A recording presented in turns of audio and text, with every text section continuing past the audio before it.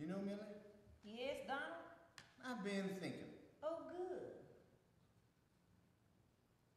Don't you want to know about what? Well, sure, if it'll make you happy. You're a good wife, Millie. The name of the play is Who's on First? It's a comedy by Jack Sharkey, who's a very prolific comedy writer. I think it said 1973, and it was an award-winning play at that point. They've done it at Rabbit Run. It's just terrifically funny. It involves these people who are having some marital difficulties. The husband thinks that his wife is having an affair, and the wife is, in fact, really taking lessons in magic from a magician so that she can be of more interest to her husband, because he thought she was kind of boring.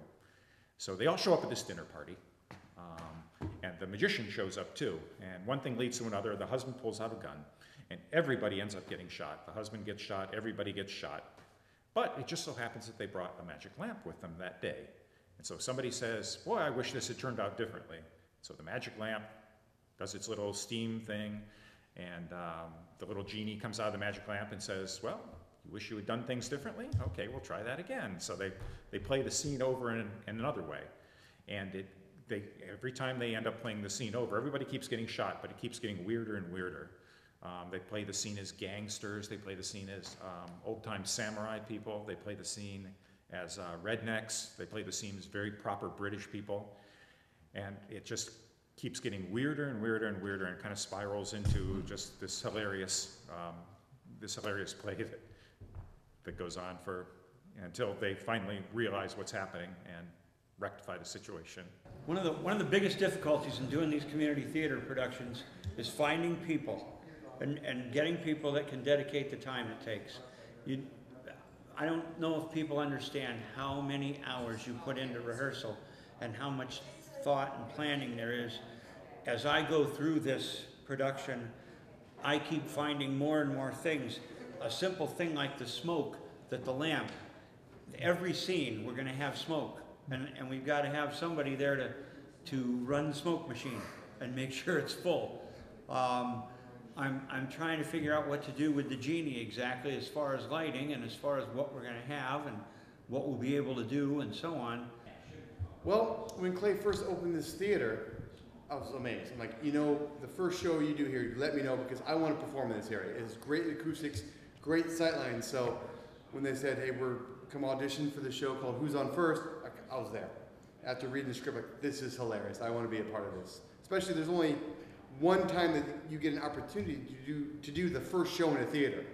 And this is it. We're a great group right here, and we get to be the first ever to do a show in this new theater. It's amazing.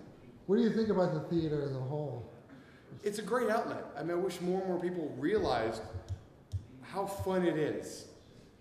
It's something I've been doing since I was in high school, many moons ago.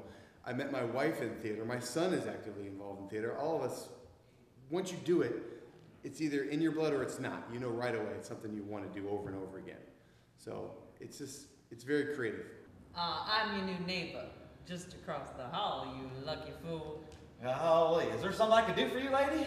I don't know, but I sure do like surprises. Golly. I've been doing theater since I was 14. As a performer, I've been doing dinner theater, so it's all interactive. And so this is the first time that I've been on stage where I'm not connecting with the audience, like on a one-on-one level. So that's a challenge for me because I have to be louder. I'm not right there with them. So it's a different kind of performing for me. So that's my biggest challenge, is not being able to talk to the audience members. So that's my biggest challenge, and I have a ton of lines.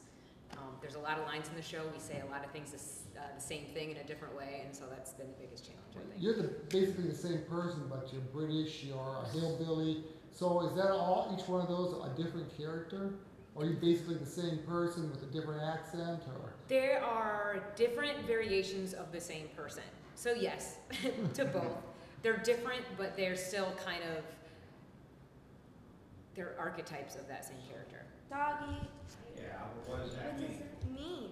Okay. Nagasaki.